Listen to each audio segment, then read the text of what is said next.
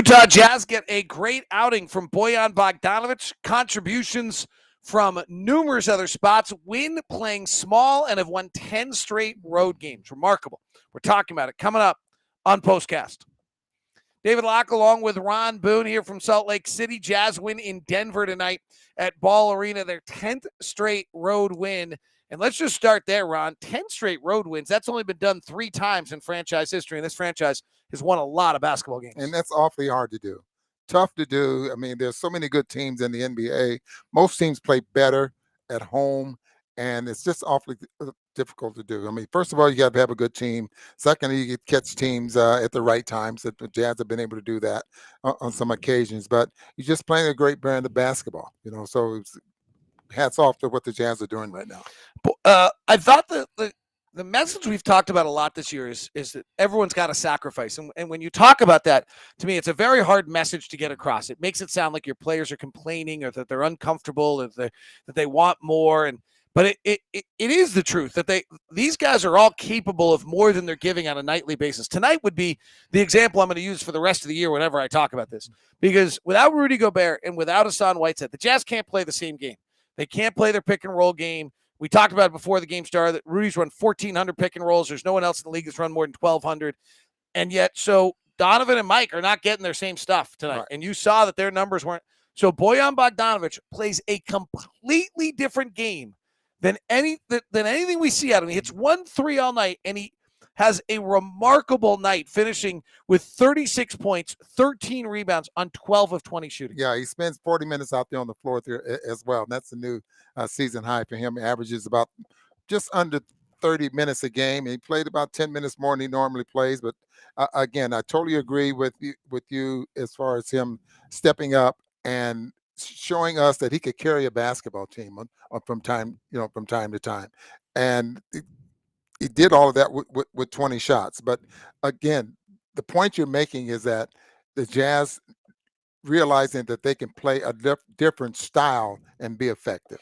All right, what's more impressive to you on Bojan Bogdanovic? 36 points, 13 rebounds, or 4 assists? I think 13 rebounds is probably more impressive to me because I don't think he's even worked as hard to be a rebounder all season long. I think the team has relied on Rudy Gobert to rebound for so long and so often that they think he's going to get most of the rebounds anyway. So they just don't, unless it comes to them, they don't really make an effort to get it. But you can see Bojan one spectacular night with 13 rebounds. Well, if you get one from Rudy Gobert, he's very mad at you. So it's supposed to be mine, Here's the other one, Rudy Gay. And on Locked on Jazz this week, I got a bunch of questions about what's wrong with Rudy Gay. And I said, hey, there's 2 things going on with Rudy Gay, in my opinion. One is he's 35 years old. So some nights the body works and some nights it doesn't. The other thing is he's playing career low minutes. He's taking career low shots. He's got a career low usage rate. Like he's got to figure out how he's going to feel and have a feel to being a part of the team and feeling engaged. Tonight, he goes up to 29 minutes. He's clearly a part of everything going on. He has 7 rebounds. He played with 2 blocks, 18 points. He played with a juice level we have not seen out of him prior. Yeah, we saw some offensive rebounds with aggressively offensive rebounds he was able to get tonight. And you're absolutely right about minutes, David. And we were wondering about Hassan Whiteside. Was he going to be able to make an impact on the ball game at the beginning of the year when he first joined the team, knowing that he was playing behind Rudy Gobert and Rudy was going to get 33 minutes a game. So was he going to make an impact with 15, 17 minutes a game? It's the same with Rudy Gay. I mean, is he going to be able to make an impact in a short period of time out there on the floor? And I think he's going to have to work his way into that because he's a guy that's been on the floor, for quite a bit of time. And some guys need minutes and a lot of minutes to be effective. And then some guys can come out there and be effective. Rudy Gay took a big drop the last 2 years, playing 21 minutes a night. It was his lowest he's ever played. He was only playing 18. And again, I always tell you this, it sounds very little when you drop from 21 to 18, except for the fact that it's 15%. Yeah. Like if I told you got 15% less chalk dessert, you'd be bitter about that. Yeah. And it's like going on a diet. And these guys don't want to go on a diet. Yeah. So if you're taking 2 less shots and you're usually taking 10, That's 20% less. He's taking 2 less shots. He's usually taking 9. It's like 25% less. It feels a lot to these guys when that's going on. So this was important. I think this was also really important from a Jazz standpoint, Ron, because honestly, that lineup with Rudy Gay to center was bad. It was bad offensively. It was bad defensively. And the really big problem is, honestly, it was bad offensively. They had not figured out how to score. This forced them to play it again and try to figure out how to make it work. And offensively, I thought it worked pretty well. There was a ton of mistakes that were made out there defensively. And you could see that Donovan and Rudy Gay a number of times talking to each other, walking off the floor during a timeout or something like that. I mean, those things can be worked out because it's all about rotations. It's all about, in this case, they wanted to double Jokic, but they want to rotate out of it, that type of thing. Just knowing where to go and how to pick up certain guys in your area. Interesting question came in just a second ago. Let me see if I can find it. Here it is.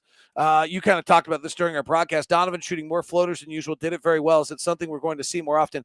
Let's, instead of entirely answering that, Ron, take me through what you saw to Donovan tonight. Well, what I saw for him was that three wasn't falling, and he wasn't getting the looks probably that he's so used to getting. I thought defensively they may have been taking that away. I thought he rushed one 3-point shot, but guys that good figure out, okay, this is not working. I can get into the paint. That mid-range game was working very, very good. I don't even think he took a 3-point shot until late maybe in the fourth quarter. I know he didn't take one in the third, but he took one in the fourth. But he just, okay, if I'm going to help the team, I got to get into the paint.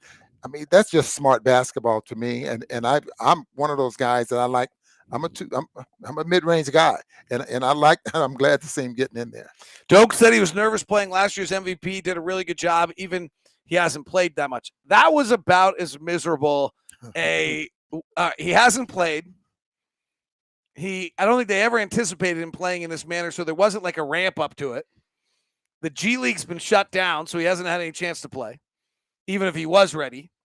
He's going up against the MVP, who's about as crafty as they get, and he's playing at altitude and looked like he might throw up on the floor like 4 minutes into the first and third quarter because he was so out of breath.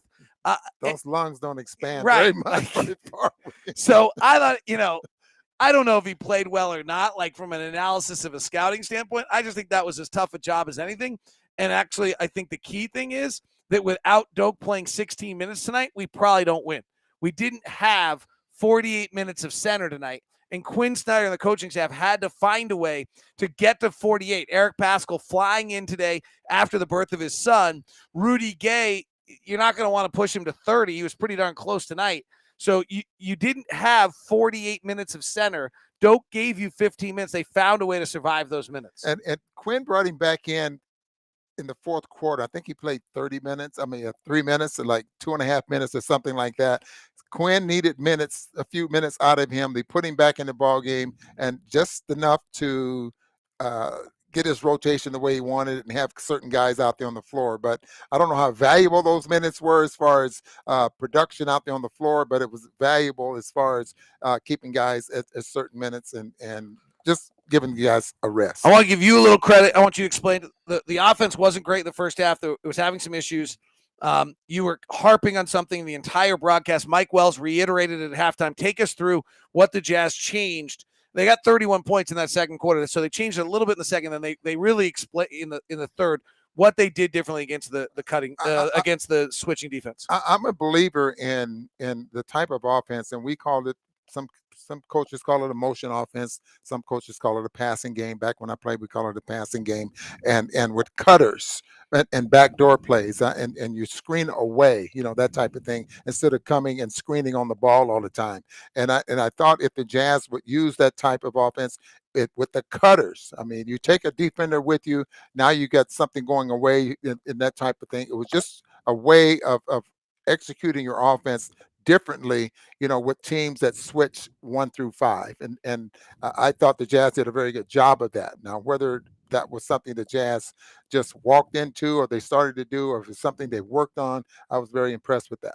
I'll leave you with two thoughts from a Nugget standpoint. Nikola Jokic is incredible. Awfully The good. fact that this team is 18-18 behind with him is amazing. 26, 21, and 11 tonight. The other thing I actually think maybe the biggest absence of the night on either side was Mike Malone.